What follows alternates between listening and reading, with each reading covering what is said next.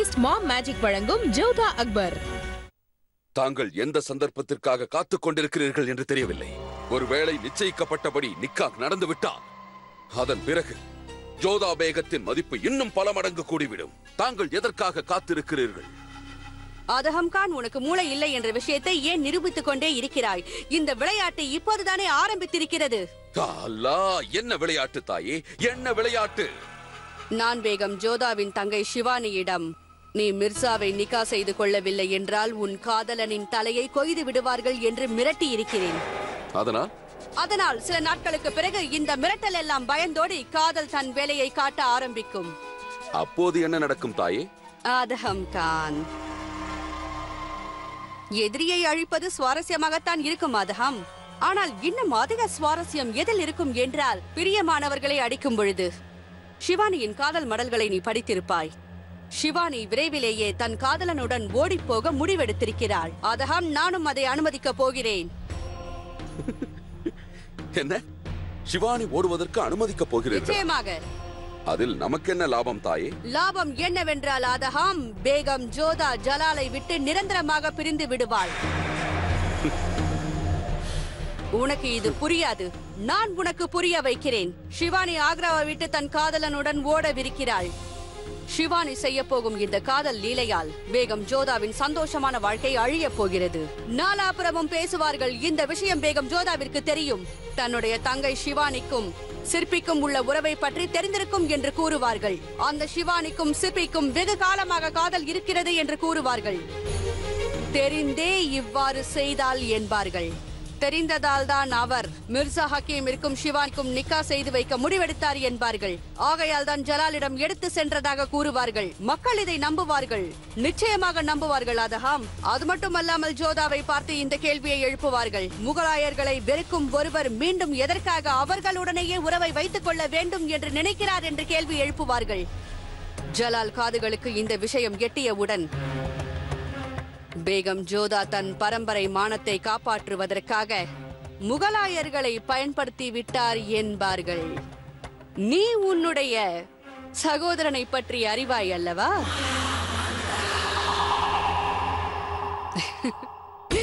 இதைத்தான் கூறுவார்கள். அதகாம் ஒரே கல்லில் இரண்டு மாங்காய். இங்கே பேகம் ஜோதாவின் தங்கை ஷிவானி ஆக்ராவிலிருந்து தன் காதலனுடன் ஓடப் போகிறாள்.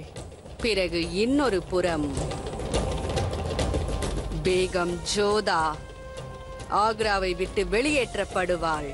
அதுவும் முகலாயர்களின் மானத்தோடு விளையாடி விட்டாள் என்ற பழியை சுமந்து கொண்டு நிரந்தரமாக வெளியேற்றப்படுவாள்.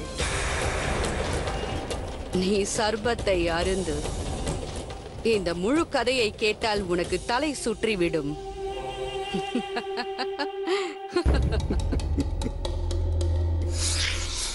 தாயே,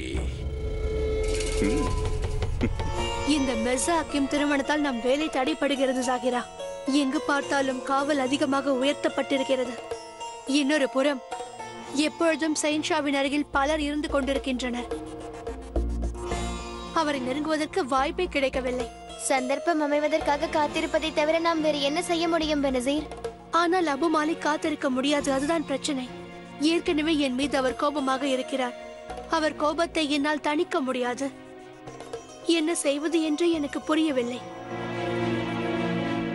சலாம் வலைக்கும் பெனசீர். வலைக்கும் அஸ்ஸலாம் மகா மந்திரியாரே. இந்த அடிமையிடம் வந்திருக்கின்றீர்களே. உனக்கு வாழ்த்து தெரிவிக்க வந்தேன் பெனசீர். மிக விரைவில் நீ ஜலாலை நெருங்குவதற்கான வாய்ப்பு கிடைக்க உள்ளது. என்ன வாய்ப்பு? ஜலாலிற்கும் ஜோதாவிற்கும் இடையில் பெரிய பிரச்சனை வர இருக்கிறது. அதன் பிறகு ஜோதா ஜலாலை விட்டு நிரந்தரமாக பிரிந்து விடுவாள். ஜலாலுக்கு அருகில் எவ்வாறு நெருங்குவது, எவ்வாறு கைவசப்படுத்திக் கொள்வது, இதை பற்றியெல்லாம் நீ அமர்ந்து யோசி. மற்றவைகள் அனைத்தையும் நான் பார்த்துக் கொள்கிறேன். அதாவது மூட்டப்போகும் நெருப்பு நான் என்றால் அதற்கு மருந்தாக போவது நீ. அப்பொழுது எரியும் அந்த நெருப்பில் ஜோதாவின் மேல் கொண்ட அந்த வெறுப்பு உருகும் நெய்யை போல வேலை செய்ய வேண்டும். தயாராக இரு பெனசீர். மிக விரைவில் நீ முகலாய ராஜ்யத்தின் ஷேன்ஷாவிற்கு பேகமாவதற்கு உனக்கு வாய்ப்பு கிடைக்கப் போகிறது. வாழ்த்துக்கள். குதாஃபிஸ். குதாஃபிஸ். மகாமாங்க தன்னை பற்றி என்ன நினைக்கிறார் என்றே புரியவில்லை. நாம் அனைவரும் இவர் கையில் பொம்மை போலும் இங்கு நடப்பவை அனைத்திற்கும் இவரே காரணம் என்பது போல் பேசுகிறார். பெனசீர், நான் சொல்வதை கே. நீ அந்த செஹன்ஷாவை விட்டு முதலில் இவளை தீண்டி கொன்றுவிடு. இல்லை ஜாகிரா, யார் தோளில் நாம் கால் வைத்து முன்னேறுகிறோமோ அவர் தலையை வெட்டக்கூடாது. மகாமங்கா ஜோதா பேகத்திற்கு எதிராக செயல்படுபவர். அவருடைய முயற்சி என் வேலையை சுலபமாக்குகிறது. பாவம், இவருக்கு தெரியாது ஜோதா பேகத்தின் இடத்தை யாருக்கு இவர் கொடுக்க நினைக்கிறாரோ அவள் வெறும் பொம்மை அல்ல, ஒரு விஷக்கண்ணி என்று. இந்த பொம்மை அவர் கூறுவது போல் ஆடாது, மரண ரூபத்தில் ஜலாலின் மேல் ஆடப் போகிறது. ஹுசூர், இன்று மீண்டும் நஜ்மாவிற்கும் ருக்ஸா பேகத்திற்கும் பயங்கர சண்டை. இறுதியில் கைகலப்பு வரை சென்று விட்டது. யா ஹுதா, இப்பொழுது என்ன ஆகிவிட்டது? எதற்கு சண்டை போட்டார்கள்? விஷயம் ஒன்றுமில்லை ஹுசூர். முத்துக்கள் பதிக்கப்பட்ட மூக்குத்தியும் காலணியும் நஜ்மாவிற்கு கிடைத்தது. ஆனால் மறுபுறம் ருக்ஸாவிற்கு எதுவுமே கிடைக்கவில்லை. நஜ்மாவும் சும்மா இல்லாமல் இதை பற்றி கூறி நையாண்டி செய்தார். உடனே இருவரும் அடித்துக் கொண்டார்கள். அப்படி என்னதான் இந்த நஜ்மா கூறினாள்? விழாவிற்கு நீ பழையவற்றை தான் அணிய வேண்டும் என்று கூறினாள். விழாவா? என்ன விழா அது? என்னை மன்னித்து விடுங்கள் ஹுசூர், தங்களுக்கு தகவல் கிட்டி இருக்கும் என்று நினைத்தேன். என்ன விழா என்று கூற போகிறாயா இல்லையா? ஷஹன்ஷா என்ன அறிவித்தார் என்றால்? அப்படி என்னதான் அறிவித்தார் ஷஹன்ஷா? நான் கூறுகிறேன். ஷெஹன்ஷாவின் மாற்றான் தாய் பிள்ளை மிர்சா ஹக்கீமின் நிக்கா உறுதியாகிவிட்டது. அந்த கொண்டாட்டம் தான் அது. தங்களுக்கு தெரியுமா ருக்கையா, மிர்சா யாரை நிக்கா செய்து கொள்ளப் போகிறான் என்று? பேகம் ஜோதாவின் இளைய சகோதரி ஷிவானியை தான். என்ன என்ன ஆயிற்று பேகம் ருக்கையா? உங்களுக்கு ஏன் வயிறு எரிகிறது? யார் எரிந்து சாம்பலாக வேண்டுமோ முக்கியத்துவம் வாய்ந்தவராக வளர்ந்து கொண்டிருக்கிறார். ஷிவானியின் சம்பந்தத்தை மிர்சா ஹக்கீமுடன் பேசி முடித்தது வேறு யாரும் அல்ல, பேகம் ஜோதா தான். ஜலாலும் தன் சம்மதத்தை இதற்கு தெரிவித்து விட்டார். கொண்டாட்டத்திற்கு அழைப்பு விடுத்திருக்கிறார். இந்த அந்தப்புரத்தின் வரலாற்றிலேயே இதுவரை இவ்வாறு நடந்ததே இல்லை. ஜலால் உங்களுடன் ஆலோசனை கேட்காமலேயே இவ்வாறு முடிவெடுத்து விட்டார். ஆனால் நான் ஒன்று கூறுகிறேன் ருக்கையா, இதில் ஜலால் தவறு ஏதும் இல்லை. எவனொருவன் தன் வீட்டை பாதுகாக்கவில்லையோ அப்பொழுது இன்னொருவன் அவனது வீட்டை அபகரித்து விடுகிறான். உங்கள் கதையில் நடந்ததும் இதுதான். நான் பலமுறை உங்களை எச்சரித்தேன். ஜோதா விஷயத்தில் ஜாக்கிரதையாக இருங்கள் என்று கூறினேன். நீங்கள் சட்டை செய்யவே இல்லை. பேகம் ஜோதா ஒவ்வொரு நாளும் வளர்ந்து கொண்டிருக்கிறாள். அவளின் முக்கியத்துவம் வளர்ந்து கொண்டே இருக்கிறது. இனி நீங்கள் அவரின் இடத்தை பறித்தே ஆக வேண்டும் பேகம் ருக்கையா. தாங்கள் கூறுவதற்கு என்ன அர்த்தம் மகாமங்கா? இதில் புரியாமல் போவதற்கு என்ன இருக்கிறது? நான் தான் தெளிவாக கூறிவிட்டேனே. ஷெஹன்ஷாவிற்கு எவ்வளவோ பேகங்கள் இருக்கலாம், ஆனால் நீங்கள் முக்கியமானவர்.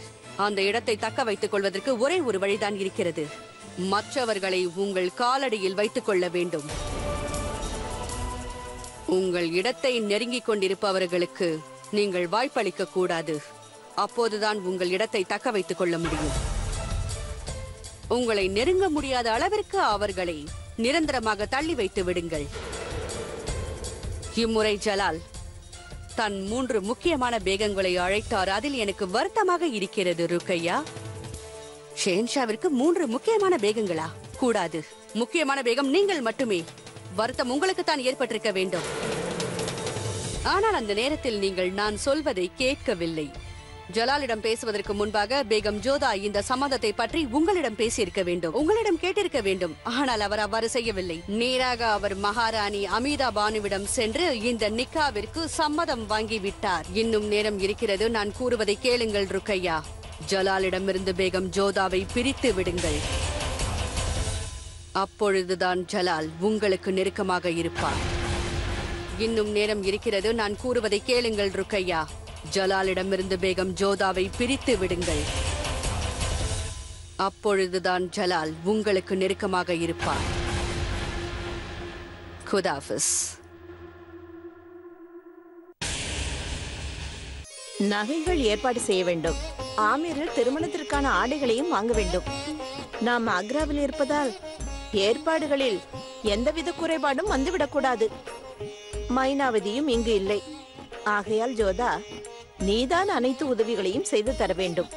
நீங்கள் எதற்கும் கவலைப்படாமல் இருங்கள், நான் பார்த்துக் கொள்கிறேன். எனக்கு நன்றாக தெரியும் ஜோதா, ஆனால் நேரம் குறைவாக இருக்கிறதே. இதுவே ஆமீர் என்றால் அனைத்து வேலைகளும் சுலபமாக நடந்து முடிந்திருக்கும்.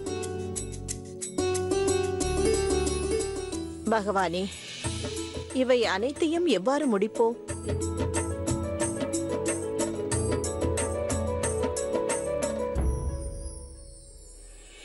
ஆதா பண்ணி அவர்களே. ஏற்றுக்கொள்கிறேன். அது மிர்சா அவர்களே, சிவானி இங்கு இல்லை. இல்லை அண்ணி அவர்களே, நான் சிவானியை தேடி வரவில்லை, தங்களை காணத்தான் வந்தேன். அப்படியா? என்னோடு தங்களுக்கு என்ன வேலை வந்தது? அது ஒன்றுமில்லை. ஒன்று கேள்விப்பட்டேன், நம் கோட்டையின் ஈசான மூலையில் கோவில் திருப்பணி நடைபெறுகிறதாமே. அங்கே பாறையில் அழகான சிற்பங்களையும் செதுக்குகிறார்களாமே. ஆம், அதற்கு அதற்கு நான் கேள்விப்பட்டேன், தங்கள் தங்கைக்கு சிற்பக்கலையில் அதிக ஈடுபாடு உள்ளது என்று. சரி, அதற்காக ஏன் இதையெல்லாம் என்னிடம் கூறுகிறீர்கள்?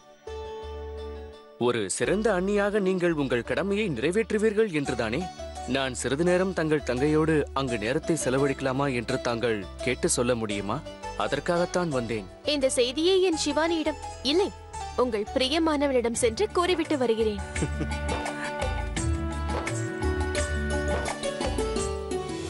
முதலில் குமாரி ஜோதா, இப்போது சிவானி. எல்லையை மீறிவிட்டார் அந்த மகாராஜா பார்மன். நீங்கள் பொறுமையாக இருப்பதில் லாபமில்லை பிரதாப். இப்போது அந்த உறவுகளில் எந்த பாதிப்பும் இல்லை என்றாலும் எதிர்காலத்தில் வரலாம் குருஜி. யுத்தத்திலிருந்து தப்பிப்பதற்காக முதுகெலும்பே இல்லாத ராஜா பார்மலை போன்றவர்கள் தனக்கு பிறந்த மகள்களை முகலாயர்களுக்கு மனமுடிக்க ஜலாலுக்கு பல்லக்கு தூக்குவார்கள். இன்றே எல்லா ராஜபுத்திரர்களுக்கும் நான் அனுப்பும் செய்தியை அனுப்பிவிடுங்கள். இனி ஆமீருக்கும் நமக்கும் இருப்பது ஒரே ஒரு உறவுதான், துரோகி என்ற உறவு. பழி வாங்க வேண்டும். உங்கள் கட்டளைகளுக்கு நாங்கள் உயிரை கொடுக்க தயாராக உள்ளோம் பிரதாப். என்னுடைய தந்தையாரும் முகலாயரோடு கைகோர்க்க வேண்டும் என்று ஆசைப்படுகிறார். ஆகையால் தான் நான் எனது தந்தையாரையும் குடும்பத்தாரையும் விட்டு விட்டு இங்கு வந்தேன். ஜலால் இறக்கப்பட்டு அளிக்கும் பிச்சையால் நான் எனது நாட்டிற்கு ராஜாவாவதில் எனக்கு விருப்பம் இல்லை பிரதாப் அவர்களே. பிரதாப், நீ உனது பலத்தை கூட்ட வேண்டும். உனது செய்தி விரைவில் அனைவருக்கும் சென்று சேர வேண்டும். பாரத பூமியை புண்ணிய பூமியாக்க துளசிதாஸ் தீட்சை பெற்றதாக கேள்விப்பட்டேன். நாம் வேண்டுமென்றால் அவரிடம் உதவி கேட்டு பார்க்கலாம். நாம் இதை பற்றியும் சற்று ஆலோசிக்கலாம் பிரதாப். ஒரு கவியாக இருப்பினும் ஆமீரை சேர்ந்தவர்கள் போல் கோழையாக வாழாமல் சேவை செய்கிறார். சுவாமி துளசிதாசர் போன்ற மகான்களிடமிருந்து அருளும் கிட்டும். அனைவரும் நினைவில் கொள்ளுங்கள், முகலாயர்களை நோக்கி நாம் வைத்திருக்கும் இந்த அடியை எக்காரணத்தை கொண்டும் பின்வாங்க கூடாது. நம் உயிர் போவதானாலும் சரி. குமாரன் பிரதாப் வாழ்க! குமாரன் பிரதாப் வாழ்க! குமாரன் பிரதாப் வாழ்க! குமாரன் பிரதாப் வாழ்க! குமாரன் பிரதாப்.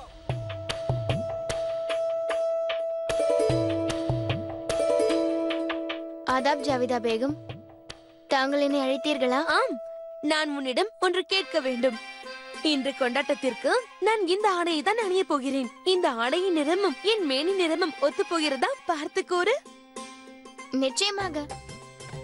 இங்கே பார் சகிரா, உன் புத்திசாலித்தனத்தை என்னிடம் காட்டாதே. உனக்கே நன்றாக தெரியும் நான் யாருடைய பேகம், யாருடைய மருமகள் என்று. பார்த்து தெளிவாக கூறு. இந்த ஆடை எனக்கு நன்றாக இருக்குமா? ஆடை நன்றாகத்தான் இருக்கிறது. ஆனால் இந்த ஆடையை தாங்கள் அணியும் போது தங்கள் கன்னத்தின் நிறம் சிகப்பாக தென்பட்டால் இன்னும் நன்றாக இருக்கும். சிகப்பாகவா? ஆனால் எவ்வாறு? அது அரபு நாட்டு பெண்கள் கன்னம் சிவப்பதற்காக அவர்கள் தங்களைத்தானே அறிந்து கொள்வார்களாம். அவ்வாறு தாங்களும் தங்களை அறிந்து கொள்ளுங்கள். அவ்வாறு செய்தால் தங்களது கன்னமும் சிவந்து விடும் பாருங்கள்.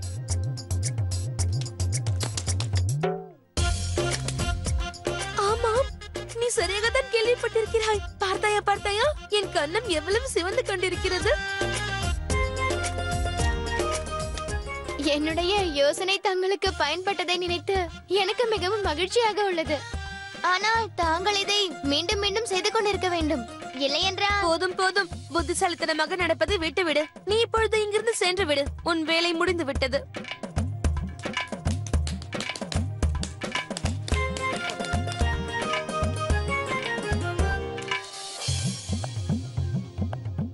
இன்று நிகழ்ச்சியில் என்னை அனைவரும் கண் கொட்டாமல் பார்ப்பார்கள்.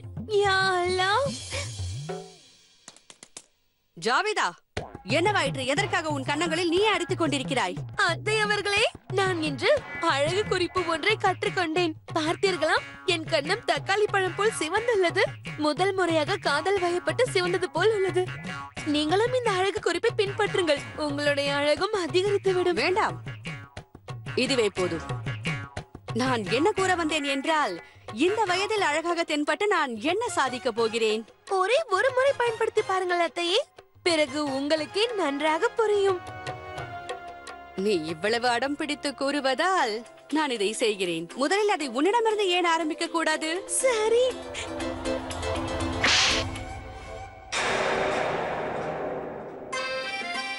அத்தை அவர்களே, நீங்கள் இந்த பக்கமும் என் கன்னத்தை சிவக்க வையுங்கள் அத்தை.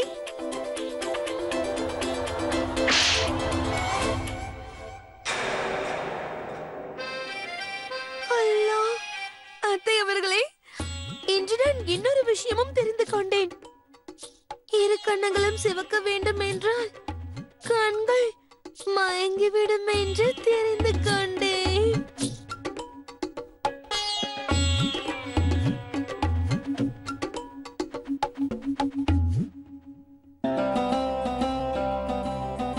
அனைவரும் கவனியுங்கள்.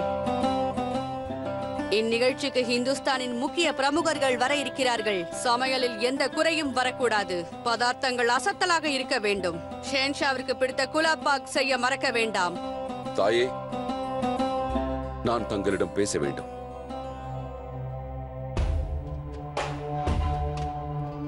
கூறு அதஹாம். நீங்கள் இங்கே என்ன செய்கிறீர்கள்?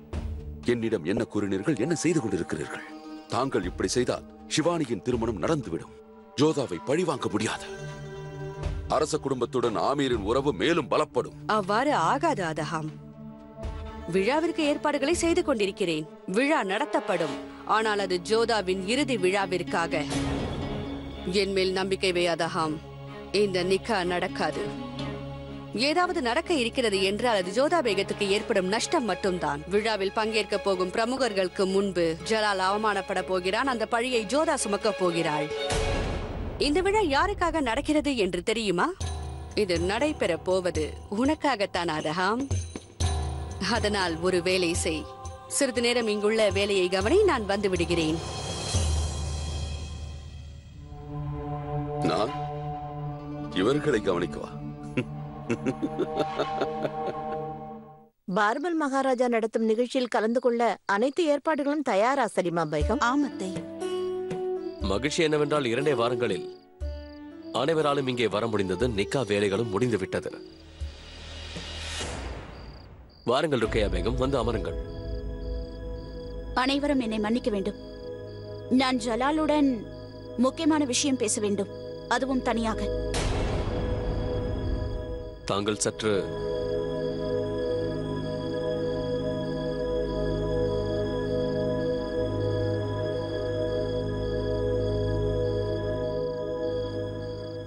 எதை கூற வந்தாயோ அதை உடனே கூறிவிடு. இன்னும் எதற்காக காத்துக் கொண்டிருக்கிறாய்? கூறுங்கள் ஜலால், தங்களுக்கு பிடித்த ராணி யார்? தங்களுக்கு முக்கியமான பேகம் யார்? நிச்சயமாக நீதான். அப்பொழுது யார் உங்களுடைய முதல் பேகம்?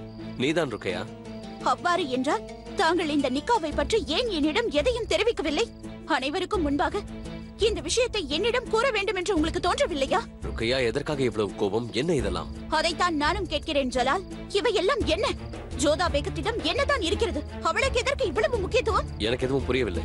புரியவில்லையா? புரியாதது போல் நடிக்கிறீர்களா? எந்த ஒரு பேகம் தங்கள் மதத்தையும் கலாச்சாரத்தையும் ஏற்றுக்கொள்ள மறுத்தாளோ, எந்த ஒரு பேகம் தங்களை எதிர்க்கிறாளோ, அவமானப்படுத்துகிறாளோ, உங்களுக்கு முக்கியத்துவம் தரவில்லையோ, எந்த பேகம் தங்களை கணவராக ஏற்றுக்கொள்ளவில்லையோ, தங்களுக்கு அடிபணியவில்லையோ, தங்கள் கௌரவத்தை பறித்தாளோ, அந்த பேகம் கொண்டு வந்த சம்பந்தத்தை தங்கள் சகோதரனுக்காக ஏற்றுக்கொண்டீர்களா? உங்கள் சகோதரனுக்கும் அந்த பேகத்தின் தங்கைக்கும் நிக்கா நடக்க தாங்கள் ஒத்துக்கொண்டீர்களா? இது பற்றி என்னுடன் ஆலோசிக்க தங்களுக்கு தோன்றவில்லையா? தங்களுக்கு என்ன வாயிற்று ஜலால்? நான் பார்த்த அந்த ஜலால் இப்பொழுது எங்கே போய்விட்டார்? எந்த ஜலாலை பார்த்து அனைவரும் பேசுவதற்கு கூட பயந்தார்களோ, இப்பொழுது அந்த ஜலால் எங்கே? தன்னை சினம் மூட்டியவர்களின் சிரசை கொய்து எறிந்த எனது தலைவன் ஜலால் இப்பொழுது எங்கே? கூறுங்கள் ஜலால், தங்களுக்கு என்னவாயிற்று? இன்று இந்த கேள்வியை தங்கள் வேகமாக அல்ல, தங்கள் சிறு வயது தோழியாக கேட்கிறேன். ஏன் ஜோதா பேகத்தின் சகோதரியின் சம்பந்தத்தை ஏற்றுக்கொண்டீர்கள்? முதலில் நீ தவறாக நினைத்ததை திருத்திக் கொள்ள வேண்டும் ருக்கையா. சிவானி ஜோதா பேகத்தின் தங்கை என்பதால் நான் இந்த நிக்காவிற்கு சம்மதிக்கவில்லை. என் சகோதரன் அவளை விரும்புகிறான், அதனால் தான் நான் இந்த நிக்காவிற்கு சம்மதித்தேன். புரிந்து கொள். இரண்டாவது விஷயம், நிக்கா நடக்கிறது என்று யாரும் தகவல் அனுப்ப மாட்டார்கள், தாங்களாகவே புரிந்து கொள்ள வேண்டும். மூன்றாவது விஷயம், இதை நீ கவனமாக கேள். எனக்கு இப்போதும் அதே கோபமும் அதே ரோஷமும் இருக்கின்றது. அதை நீ எப்போதும் மறந்து விடாதே ருக்கையா. ஒருவேளை அது உண்மை என்றால் தங்களுக்கு ஜோதாவின் மீது எந்த ஈர்ப்பும் இல்லை என்று என்னிடம் கூறிவிடுங்கள். சரி, எனக்கு எந்த விருப்பமும் இல்லை. மகிழ்ச்சியா?